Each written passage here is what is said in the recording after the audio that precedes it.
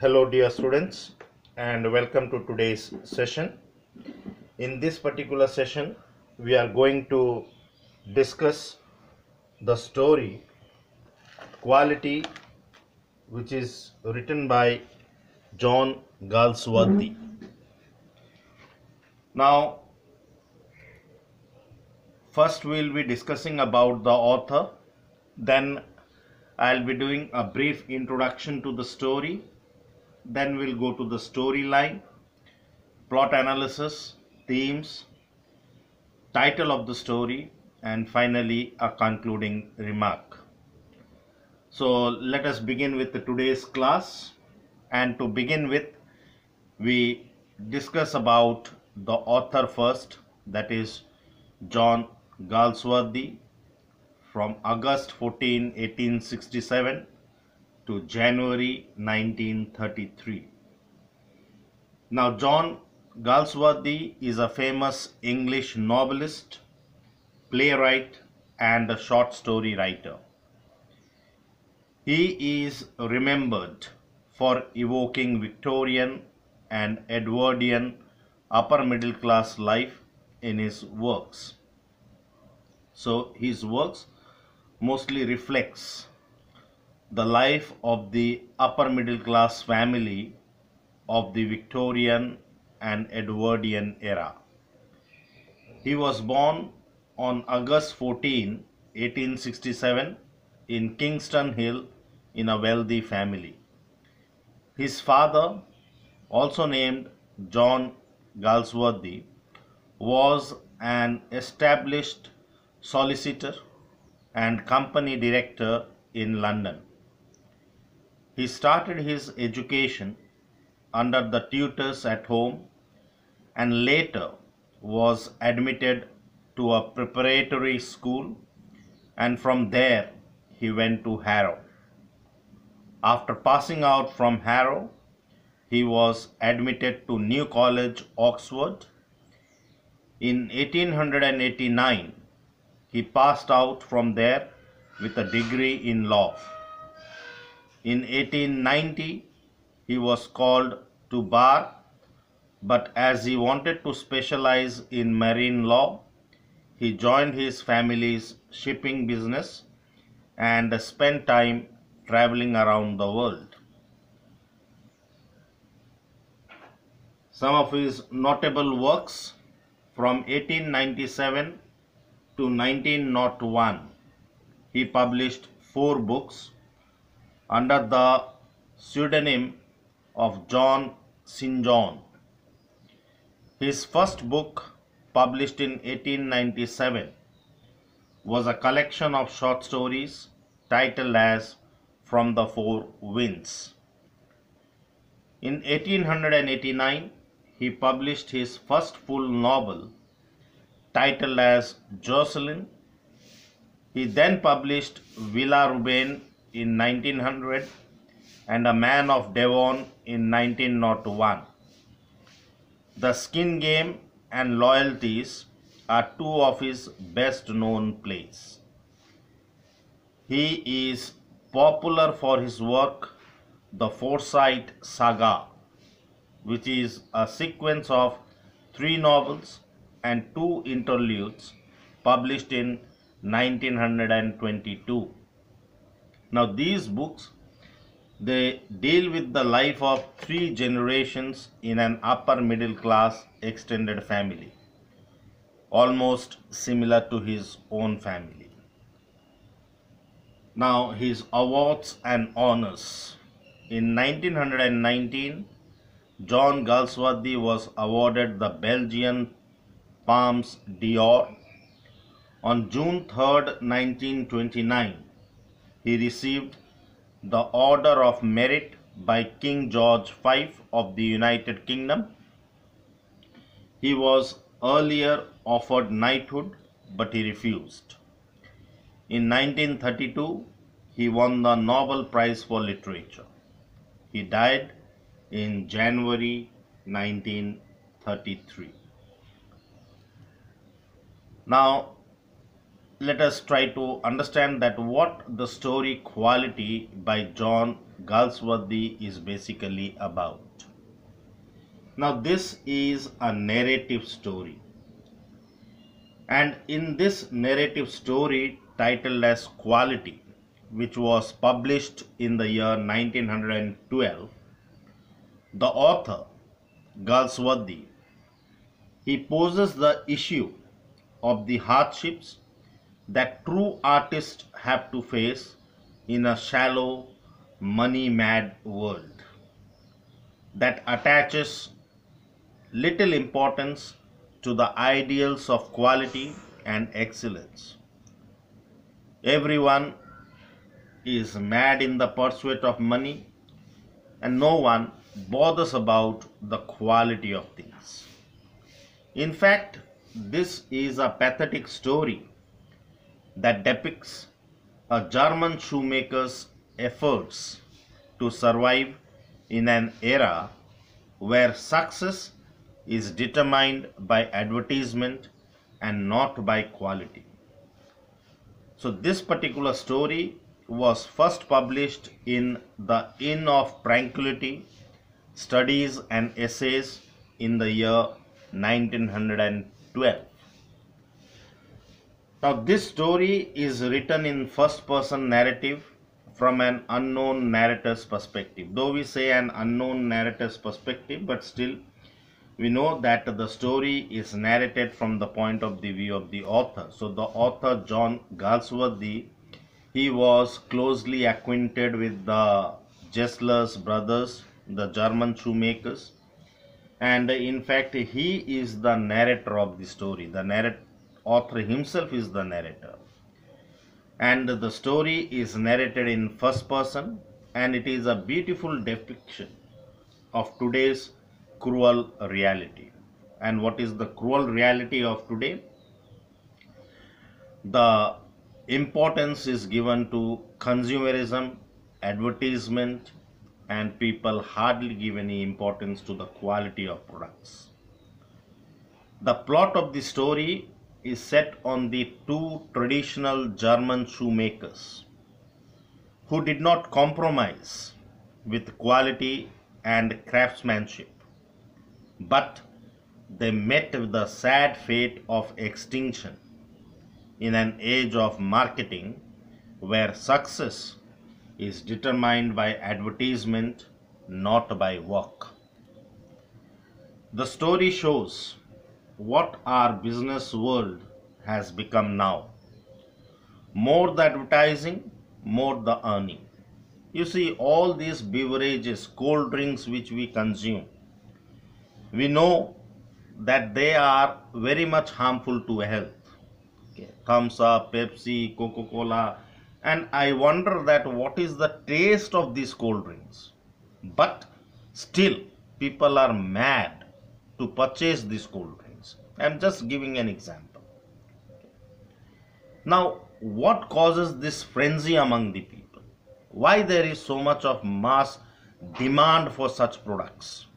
Only because there are crores and crores of money being spent on advertisement of these products. And the film stars, the sports stars, who are our role models or whom we consider to our idols, to our heroes, they are the ones who advertise these products. So more emphasis is given on advertisement. The company is more concerned about earning money, least bothered about the quality of those products. No one pays any attention to the poor traditional craftsmen who value art and quality of products. And these traditional craftsmen, they have to suffer even though they do not deserve that. They do not deserve to suffer. How can they deserve to suffer for making such quality products? Take the example of shoes.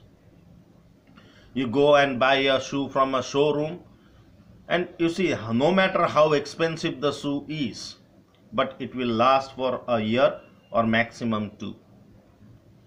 But if you go to a cobbler, order a pair of shoes there and get it made from the cobbler, it may not be very fashionable to look at, but it will be of very high quality and it will last for many more days than compared to these shoes which are available in the showrooms. So the quality matters. And if you see the setting of the story, we need to understand, before understanding the story, let us try to understand that where the story is set. The entire story takes place at the two little shops let into one in a small by street in the West End, London. And this particular shop was owned by Jesler brothers, who were known for making high quality shoes. And true to the financial status of the Jesler brothers, the shop has been described as located in a tenement with no sign upon its face that they made shoes for the royal family. So they made shoes for the royal family, but there was no show of it. You won't find any signs on the face of that shop indicating that they made shoes for the royal family. In fact, the shop was named after the owner, that is the Jesler brothers. It was named after the owner, the Jesler brothers. And it did not have any elaborate display, as is reflected by the narrator's remark in the story that he was always troubled on account of those unwearing booths in the windows. Since the Jeslers only tailor-made shoes according to the requirement of individual customers, they made tailor-made shoes according to the requirement of individual customers, and their shoes lasted terribly long. So they might not have many pair of shoes to display in the window. And in fact, the author has very skillfully depicted the interior of the shop, as the readers can actually visualize themselves sitting in the shop. When you read the story, you can get a feeling that you are yourself sitting in the shop, the way it has been described. The shop has been described as having a peaceful ambience, as the one which is found in a church. Because you see, for these craftsmen, for these craftsmen, their workplace is the place of their worship. So therefore the shop was not very attractive to look at, but one could find the ambience there, and it was similar to that of a church. There was just a single window wooden chair for the customer to sit, and the Jesler brothers themselves had an area meant as their workplace, perhaps like an attic, which was reached by wooden stairs. And when they climbed up those stairs or ascended or descended the stairs, it made a tip-tap sound. Quite in conformity with a shoe shop, the place smelled of leather. When you go to a shoe shop, this type of shops, you will find the smell of leather. So this place also one could feel the smell of leather. The changes that came into their business and financial status are also indicated by the setting of the story. When, due to financial hardships, the Jesler brothers had to give one part of their shop, the place is described as more scented and darker than over. Even the display window had shoes huddled together, unlike the old boots displayed in dignified isolation. Thus, the setting of the story very poignantly depicts the conditions in which the traditional workers struggled for existence during the Industrial Revolution in England. Now, let us try to understand the story. Okay, we'll do the storyline. So, first part of the story deals with the introduction of the Jesler brothers. In fact, the story begins with the narrator describing his acquaintance with the Jesler brothers from the age of 14, when he used to visit them to get his father's shoes made by them. So since the age of 14, the narrator was acquainted with the Jesler brothers, and he used to visit their shop for getting his father's shoes made by them. And it is quite interesting to note that the narrator has described them as the personification of the ideals of quality and excellence in the field of shoemaking. For the Jesler brothers, shoemaking was not just a craft, but it was a sublime art. They considered it to be an art. Mr. Jesler made each pair of shoes to be a custom fit to each individual using the best leather available. And for every pair he made, he used a pattern taken from the customer's foot size. So therefore they were made to fit to the foot of the customer, to perfect size. Now on one occasion, the narrator went to the Jesler's shop and complained to him about a pair of shoes. In fact, the last pair of shoes that he had brought from the Jesler brothers. And his complaint was that the shoes creaked. It creaked. Now, Mr. Jesler was surprised at this complaint because such type of complaints were very rare occasion. They were so skilled in their work that hardly any customer used to come to them with any sort of complaint. But when this narrator complained them about the last pair of shoes, saying that it creaked, Mr. Jesler was surprised at his complaint. And he replied that the narrator might have got them wet. Otherwise, they would not have creaked at all. So you see, he is able to at once make out that what might have caused the shoes to creak. So it is quite possible that the narrator might have got it wet. There was nothing wrong in the making of the shoes.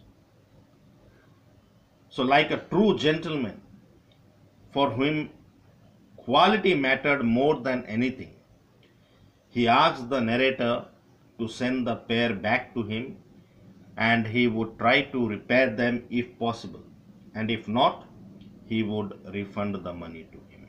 They were never ready to compromise with their quality at all. So he asked the narrator to send the pair of shoes to him. He will repair them, and if he is not able to repair it, then he will refund the money. Now, the next time when the narrator visited the Jesler brothers' shop, on that occasion he had gone there to order a pair of shoes. So that day the narrator was wearing a pair of shoes that he had bought in an emergency from a large firm. You see, firms, because of Industrial Revolution, there were many firms coming up. So the narrator, in an emergency, he bought a pair of shoes from one of the large firms, and this time when he visited the Jesler brothers shop to order a pair of shoes, he was wearing the shoe that he had bought from the large firm. And Mr. Jesler could immediately recognize that those shoes were not made by him. He put his hand down and pressed a finger exactly on the place where the left shoe was not comfortable. Now, this large firm, they do not take our foot marks. They make shoes of common shapes and size, and it is not necessary that those shoes must perfectly fit us. So, looking at those pair of shoes, Mr. Jessler, he at once pressed his finger exactly on that place on the left shoe where it was not comfortable. It was not made to the perfect size. And then he started speaking with the narrator at length about the conditions and hardships of his trade caused by the big farms, that is industrial revolution, and these big farms lured the customers, attracted the customers with advertisements. The narrator was so moved by his condition that he ordered many pair of shoes. So this time we realize the financial hardship that the Jessler brothers were facing because of the stiff competition from the big farms. Now, when the narrator visited the Jessler brothers after 2 years, he could see the effect of the competition faced by the Jessler brothers from the big farms. A new shop had come in one of the two rooms that was earlier a part of the Jessler brothers. There were other changes too. The shoes on display were huddled in a single window, and the interior of the shop was more scented and darker than ever. The narrator ordered 3 pairs, though he wanted only 2, and left the place quickly. Now, when the narrator again visited the Jessler brothers after many months, he got the shocking news that the elder Jessler had died because he could not get over the shock of losing one of their 2 shops. You see, their workplace is the place of worship for them. They are emotionally, sentimentally attached with their workplace. So they could not live up to the stiff competition, and they had to sacrifice a part of their shop.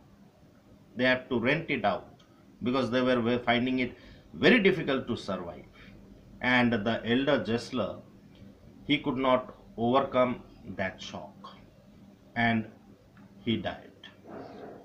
The younger brother too looked very old, and the narrator, out of pity, he ordered several pairs of shoes from them because he could not see these craftsmen dying or becoming extinct. So he ordered several pair of shoes, and then he went abroad. Now, the narrator returned back after 5 years, and again he went to the Jessler brothers. This time, Mr. Jessler seemed to the narrator as 75 years old man, though he was only 65. His business too had been all time slack. He had been suffering losses in his business. The narrator placed an order for shoes and went away without any hope of getting those shoes, as Mr. Jessler had become too old and feeble. But he got 4 pair of shoes, the best ever, at the same rate. The narrator sent him a check that he himself signed. When the narrator again visited the Jessler brothers, a new shop had come up there. There was neither the shop nor Mr. Jessler. The old man had died of slow starvation, and he could not cope up with the stiff competition from big farms. That marked the end of the Jessler brothers, and the narrator left the place with the tears in his eyes. Now, this is what the story is basically about. Now see what it reminds us of. The Industrial Revolution that started in England in the middle of the 18th century, and later on it spread to the other parts of the world. It had far-reaching impact on the lives of traditional artisans. Though it had its benefit, it changed the entire production process. The price of commodities declined because of maximum supply to the market. Things were produced at cheaper rates, but at the same time, one of the disadvantage is that it had far-reaching impact on the lives of the traditional artisans, like those of Jesler brothers. Now, this story, Quality, it depicts the woes of such artisans in the backdrop of that industrial revolution, where mass production compromised on quality and led to the slow decay of the cottage industries and the artists associated with such industries. Now, the Jesler brothers are portrayed in the story as traditional craftsmen associated with the business of shoemaking, and the narrator of the story knew them from his early youth, as he used to visit them to get his father's shoes made by them. Later on, he himself started getting all his shoes made by them. He did so because he was a quality conscious man and could not find better shoes in London than those made by the Jesler brothers. From this acquaintance, the narrator has hinted about the traditional artist who made the goods with their own hands, using the best of material and taking their own time to produce a quality product.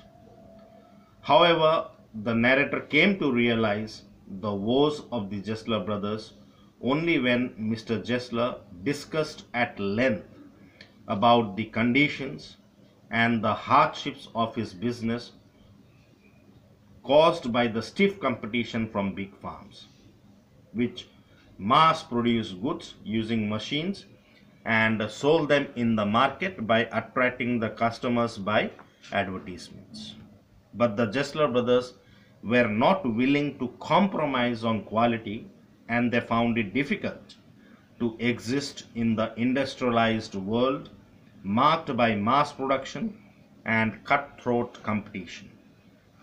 Since they made everything by hand without using any machine or help, they took a pretty long time and in the process lost their customers. Whatever money they got, they used it to pay the rent and to buy best quality leather. Now, this particular story bears a very important message for the readers, for it shows the war between quality and consumerism, one in which quality is losing. The main theme of the story is commitment. Commitment to one's work, to one's passion. Every worker is an artist if he loves his work and is immersed in it. The Jesler brothers' commitment towards their work is really touching. For them, the struggles, the hardships are nothing as long as they keep doing their work. The Industrial Revolution brought in its wake mass production, which was a direct attack on craftsmen like Mr. Jesler, who were artists of their trade. Despite being one of the finest bootmakers of his time, Mr. Jesler was forced to impoverishment, for he did not care to advertise his products as he wanted the quality of the boot to speak for themselves. This made his business incur heavy losses, for his competitors were producing low quality products in bulk and stealing all the clients through marketing tactics. The failure of Mr. Jessler is actually the failure of commitment to quality. His downfall bears testimony to the downfall of humanity, for consumerism has created a world where honest artists will starve unless they adapt themselves to the shallowness of advertising their wares louder than the competitors. And in this case of Mr. Jessler, the unholy union of consumerism and advertising won, and his craftsmanship and dedication to his trade failed. Another important aspect of the story is that for an artist, his workplace is a sacred area. It is the place of his worship, where he likes to work undisturbed. And we are informed in the story that the Jessler brothers had two little shops, which was let into one, most fashionably placed in the West End in London. They worked from this place day and night, performing all the activities from attending to customers, taking the measurements and orders, working on the leather, designing the shoes, and giving the finished product. In his shop, they had a work area reached by wooden stairs, and when they had to leave that area, they felt disturbed, as if they had been woken up from their dream of woods, or like an owl surprised in daylight. But due to dwindling customers, decreasing number of customers, and decline in their business, they could not afford the rent and had to part with one half of their shop to a big firm selling shoes. Now, Mr. Jessler's elder brother was so shocked at losing their place of worship. Okay, it's not shop. He was very much shocked to lose his sanctum sanctorum, that is, place of worship, that he could not bear that pain, and he ultimately died. And the ending of the story is quite sad. There is a sense of loss and grief, and that is what the author wants the readers to feel for those true craftsmen like the Jessler brothers who value quality, as the title suggests. Now, this Quality by John Galsworthy has been aptly titled, for the whole story revolves around the idea that quality should trump everything else in an ideal world. In this story, we have old-fashioned bootmaker named as Mr. Jessler, who is so skilled a craftsman that his boots could be viewed as a work of art. The only thing he cared about was the high quality of his boots, and he dedicated his entire life to deliver the same. No artist true to his salt would be comfortable with aggressive marketing of their work. The same was the case with Mr. Jessler, who prioritized providing a grade quality boots above everything else. His dedication to quality remained resolute even when the going got tough and the big companies started stealing his clients through lucrative advertising and fast production.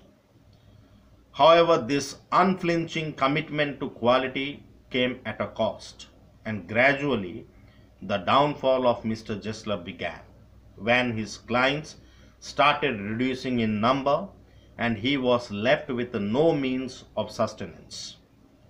But even in his downfall, there was grace, for he went on to be remembered as one of the finest bootmakers of his time. He lived to promote quality and lost his life pursuing quality, and hence it makes perfect sense that this short story about an artisan bootmaker has been titled as Quality. Now, final concluding remark. You see, thus, in this lesson, we see that in spite of being the best in their business, the Jesler brothers were unable to keep pace with the changing times and were reduced to a state of great poverty. And they had to face financial hardship, business losses, or we can also say that it is hard not to sympathize with Mr. Jesler and his misfortune and tragic end. If only he and his brother would have, what do you think, what would have been ideals? Should they have changed their way of working? Should they have sacrificed their commitment to work? Should they have compromised their quality? Had they compromised with their quality, they might have survived. But in an ideal world, what we expect is the quality products, the products which will last for long, the products which will be a boon to the human society, which will be advantageous to us. So these true craftsmen, they did not compromise with their quality. Instead, they embraced difficulties, hardships, and finally death. So this is all about the story. You all go through the text. If any doubts, feel free to ask. Thank you for watching the video and have a great day. Please do not forget to like and comment. Thank you.